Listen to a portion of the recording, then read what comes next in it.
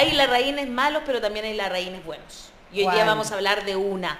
Estamos hablando de Cristina Larraín Heiremans, quien escribió este libro del que vamos a conversar, que se llama Bitácora del Desamparo, y que nos da para conversar sobre salud mental especialmente, y también de ser una mujer que le toca los cuidados, ¿verdad? Y que no es fácil, no es una experiencia fácil. Cristina, bienvenida a La Voz de los que Sobran. Muchas gracias por esperarnos un ratito. No, está bien. Sí, a propósito de los Larraín, yo quería mandarle toda mi solidaridad a la mujer que estuvo antes, que la estuve escuchando, y que bueno, yo no sé si puedo decir en malos y buenos, pero yo no me identifico para nada en lo que es Larraín. Claro, Entonces, claro. Sí. y fíjate que estamos hablando aquí también de un caso de derechos humanos totalmente distinto, muy privado, muy personal, pero también tiene que ver con los derechos humanos en este país. Qué buena la forma en que lo planteas, porque efectivamente así es. Cuéntanos primero de qué se trata tu novela, para quienes no la conocen, se llama Bitácora del Desamparo, y entiendo que se sumerge en la vida de una mujer independiente cuando recibe un diagnóstico que es devastador para su hijo de 18 años. Exacto, o sea, como la novela parte es como el recorrido, es casi como una carta que escribe una mujer en el tú, que se la escribe a ella misma, a los lectores y a todo el mundo, explicando qué pasa cuando a una persona, de pronto a una madre le diagnostican a su hijo con una patología psiquiátrica muy, muy enclaustradora, y qué es lo que le pasa a ella y cómo es el recorrido que tiene que hacer. Vas pasando por distintos momentos de emociones, ¿no? Va pasando como, mira, esto es lo mismo que si tú te metieras ahí al mar y te agarrara una ola y la ola te bota y te paráis y te vuelve a botar y te vuelves a parar y te vuelve a botar, y tú sabéis que tenéis que seguir hasta que lográis salir del mar, ver un poco qué es lo que puedes hacer, y en eso te mueves, digamos, en esta situación todo el rato. Por lo tanto, pasas por demasiadas distintas etapas y demasiadas distintas emociones. Cuando tú hablas de Pero derechos lo que yo humanos, creo que eso, ¿cómo lo conectamos, digamos, esta vivencia con el abandono del Estado? ¿Con qué lo vamos conectando?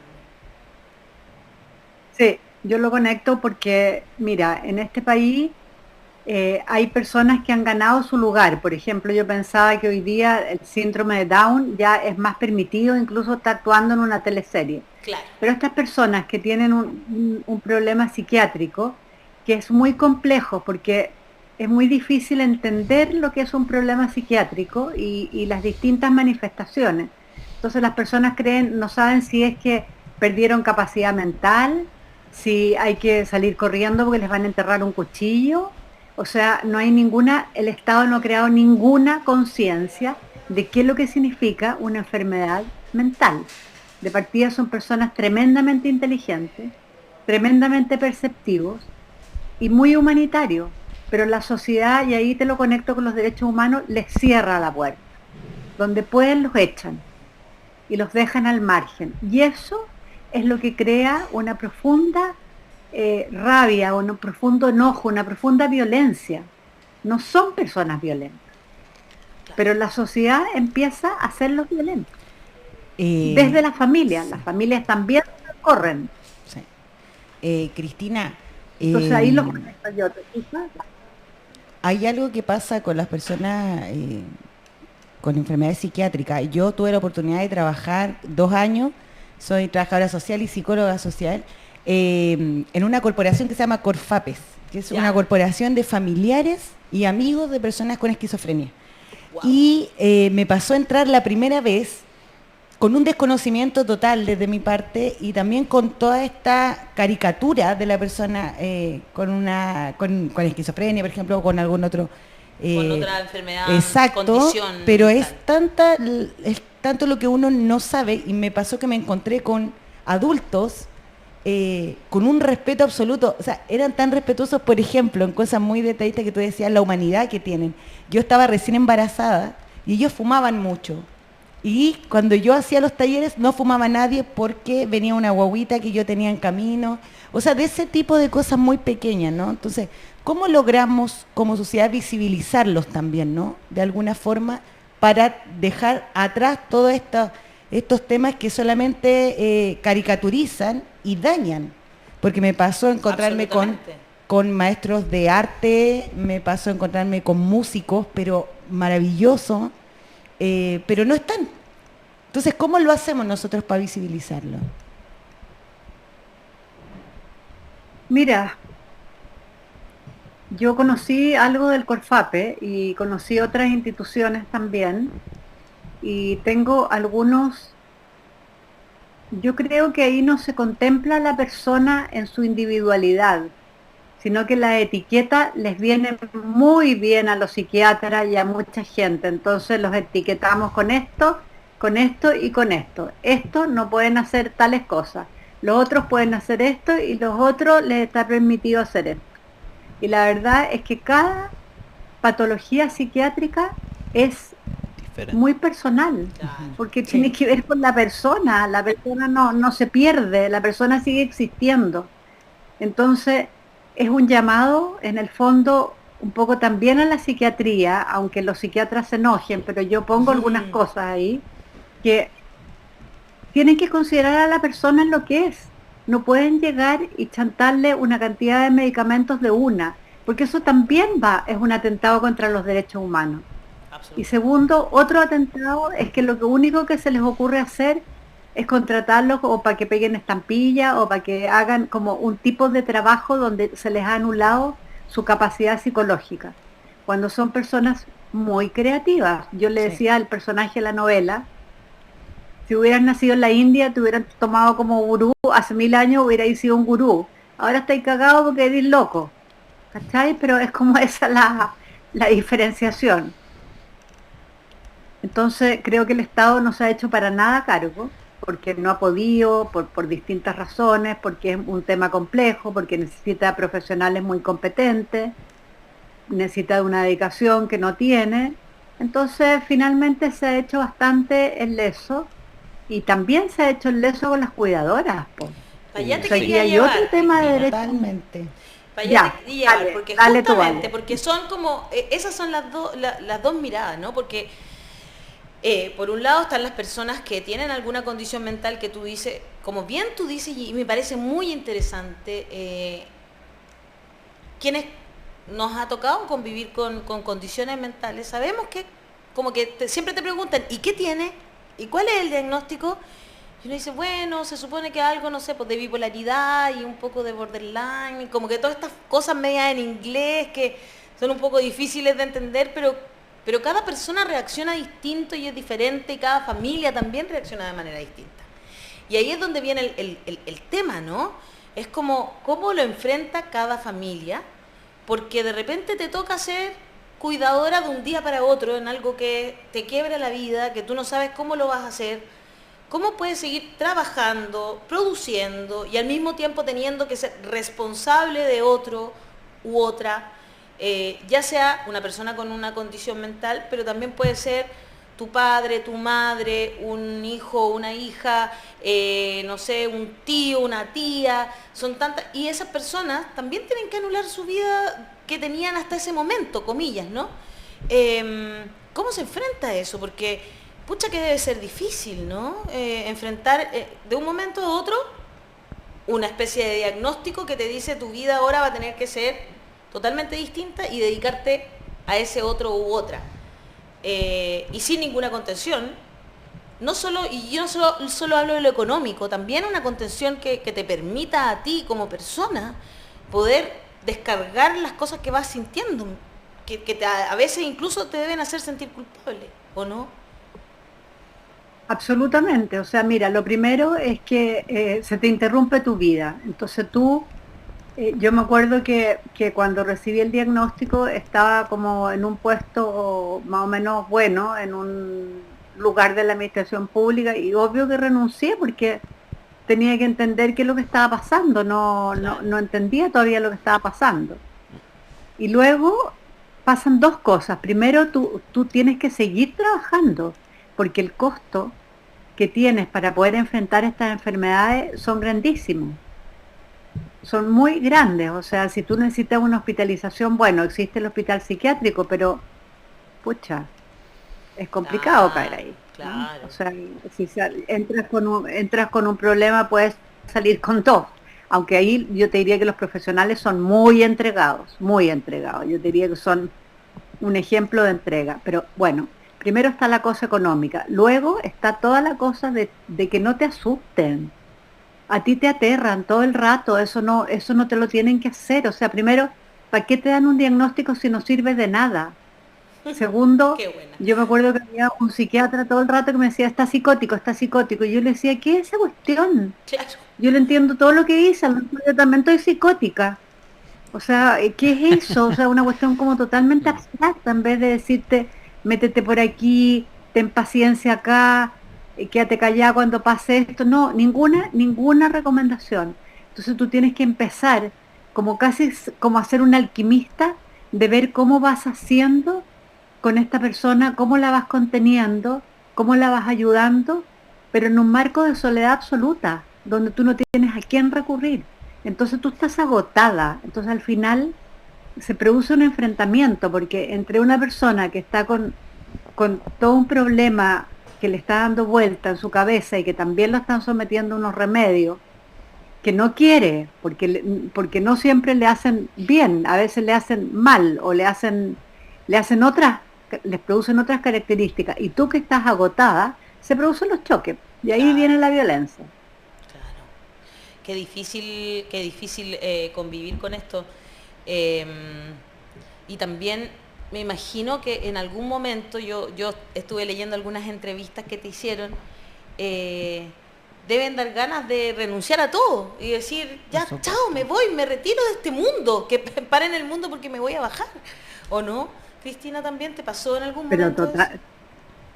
pero es que mira, eso es lo que yo te decía, tú pasas como por una cantidad de emociones que también es muy complicado, porque a veces son de un amor increíble y quieres casi metértelo al útero para que no sufra, para que no lo rechacen. Por ejemplo, te recuerdo, cortito, me recuerdo que él estuvo en la escuela de teatro del Arci, ¿Ya? y la directora, que era una actriz alternativa, etcétera, etcétera, me llamó un día y me dijo, no lo puedo dejar porque es genial, pero no obedece las instrucciones. Pucha, le dije yo, si es genial, ¿por qué no le preguntáis al curso si se quiere hacer cargo de esta genialidad, digamos? Lo echaron de un día para otro delante de todos. Yo te juro que recuerdo ese día que salí, me quería morir, o sea, éramos como dos náufragos caminando por las calles de Santiago sin saber qué hacer, como con otro rechazo más, que tú lo sientes muy en tu corazón también, porque Por es una supuesto. persona que tú pariste. Otras veces lo odias, quieres que se vaya de tu vida, no quieres verlo, no lo reconoces. Otras veces te da mucha risa las percepciones que tienen, ¿ah? O sea, como que de repente hacen una síntesis maravillosa que tú decís, wow, o sea, por favor grabemos esto. Y otras veces son de un amor que nadie te lo ha dado. Hay un beso que yo recuerdo que me dio después de una operación, que nunca yo he sentido ese beso. Entonces, pasar por ese mar de emociones es muy difícil. O sea, yo estuve en hartos grupos de mujeres y me llamaba mucho la atención que de partida habían condiciones físicas que empezaban a caer ellas, que o tomaban o se engordaban 400 kilos, no sé. Entonces yo traté de defenderme, de no dejar nunca de trabajar, no dejar nunca de hacer ejercicio y tratar de seguir con mi pareja, que me resultó más o menos, pero yo decía, tengo que seguir mi vida, tengo que seguir mi vida, pero te, te confieso que me fue muy difícil, terminé muy cansada. Un Sí. cansancio que no se te va nunca más en la vida, porque es un estrés traumático en el fondo. Y nadie te trata de eso. O sea, tú en las noches a veces que en general los personajes se agitan a veces en las noches, no tenía a quién llamar, o sea, debería haber un fono ayuda o un lugar donde te fueran a tomar un café, donde te dijeran, cálmate aquí un rato, una estufita, ¿no? O sea, como nada, nada, nadie a quien recurrir. O sea, tú ponte en lo que te tocó. Esa cuestión es contra los derechos humanos también. Absolutamente. Sí. Quiero dejarte una pregunta lanzada, Cristina. Yo leí una frase tuya que me quedó muy, muy patente, que es que el libro es más fácil de leer que de vivir. Y quería preguntarte hacia dónde crees que debería ir cuidar a los que cuidan, que es una frase que se ha dicho mucho, pero que se ha hecho poco por aquello. Pero antes te voy a leer los comentarios de nuestro público, que dicen, Kiare Yara dice, así es, hay un tema de formación también de los profesionales de la salud mental. Siker dice, ocurrirá lo mismo que con el rechazo de la primera propuesta de nueva constitución. Se refieren, es que también la gente se puso a conversar, como estábamos hablando de la constitución antes, sobre que este tema de los cuidados estaba en la anterior propuesta, digamos. Claro, y luego también te mandan aplausos totalmente. Cristina Larraín dicen, te mandan aplausos. Rocío Enríquez dice, Cristina Larraín, una de las pocas Larraín buenas. Gracias por la visita, muy sensata, dice. En YouTube, Gloria Galvez, excelente principio. Todos somos diferentes, todos.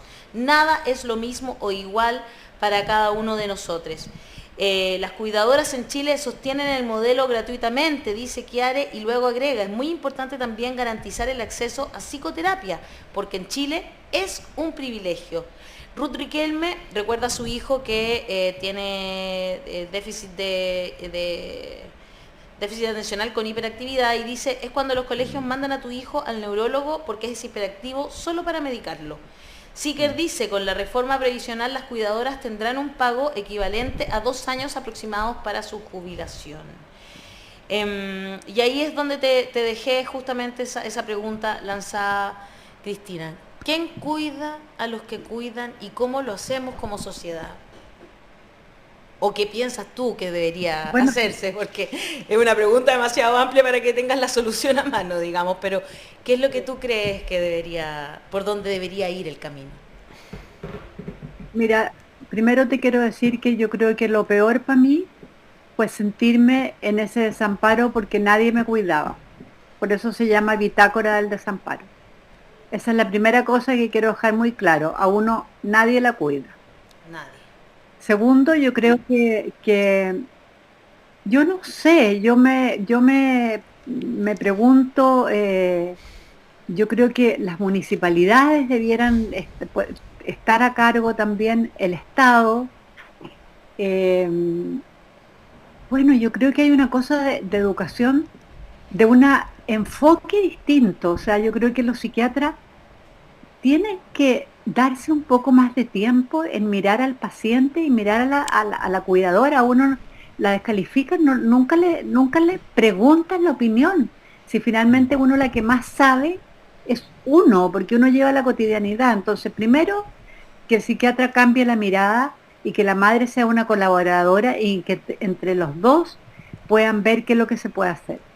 Segundo, que haya lugares donde las madres, las cuidadoras, no tienen por qué ser madre a la que le toca, y no tiene por qué ser una patología psiquiátrica, sino que hay miles de cosas que las mujeres tienen que cuidar. Claro. Y les toca más a ellos, y si hay hombre, a hombres, da lo mismo.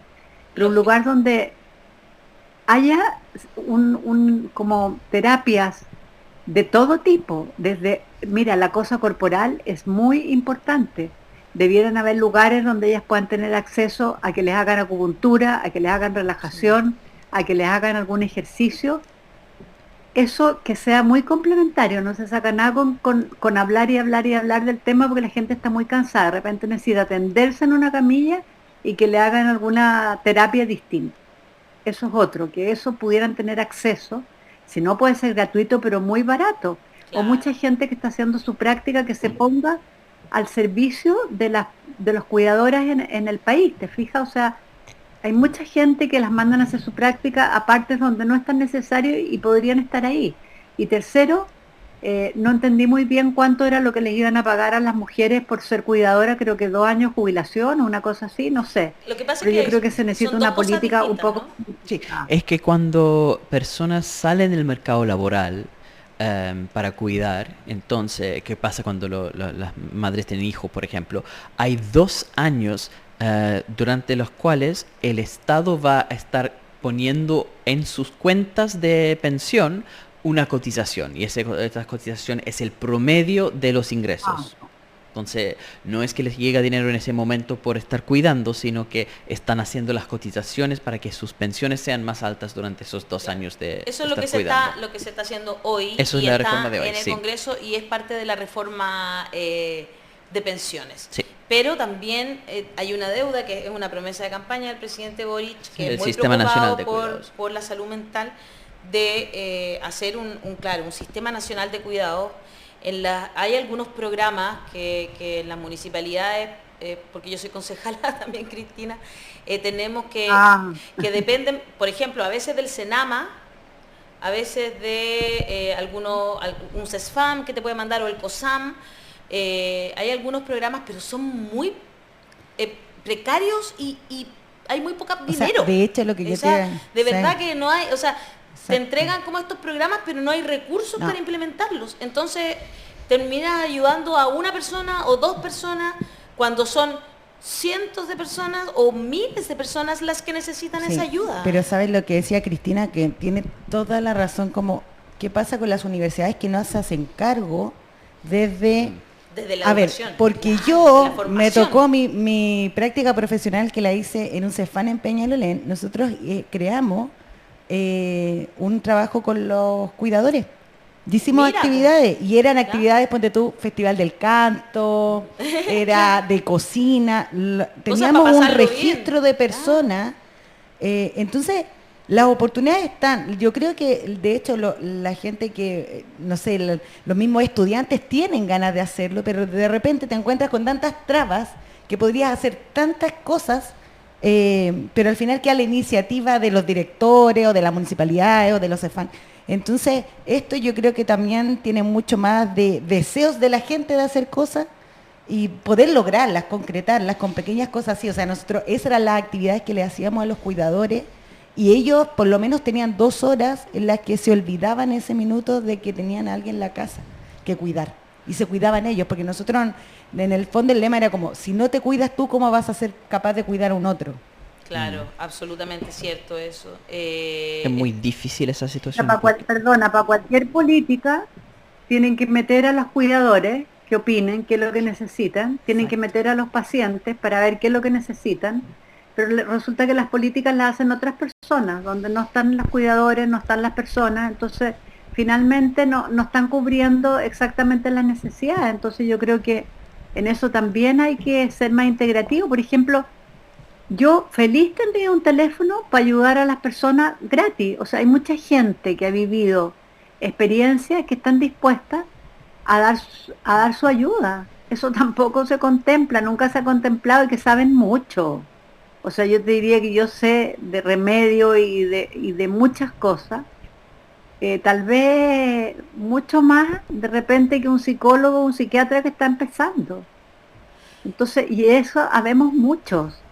Mucho También y mucha gente que te está escribiendo, es Cristina, que se necesario que nos siente conozcamos. muy identificada con tu historia. Dicen, Gina Garay dice, muy cierto lo que dice, habemos muchas terapeutas, mira qué interesante esto, que podemos estar al servicio de la comunidad, hay que trabajar en aquello. María Fernanda dice, qué importante escuchar a Cristina, me siento muy identificada, llevo más de 8 años cuidando y qué bueno sería tener talleres de apoyo, aunque fuera virtual, dice, y te manda un abrazo. También hay gente que está diciendo que, por ejemplo, alguien está contando acá que tiene un hijo con TEA y que a pesar de que están con su marido ambos cuidándolo, así todo a veces que no pueden más. Dice Alicia Acuña, dice, me refugio en el trabajo y lo hago de manera independiente, dice. Bueno, hay muchas personas, muy cierto lo que dice, bueno, Gina Garay, que ya la había leído. No, hay muchas personas que se sienten muy identificadas contigo, Cristina, por toda esta historia, por atreverte a escribirla.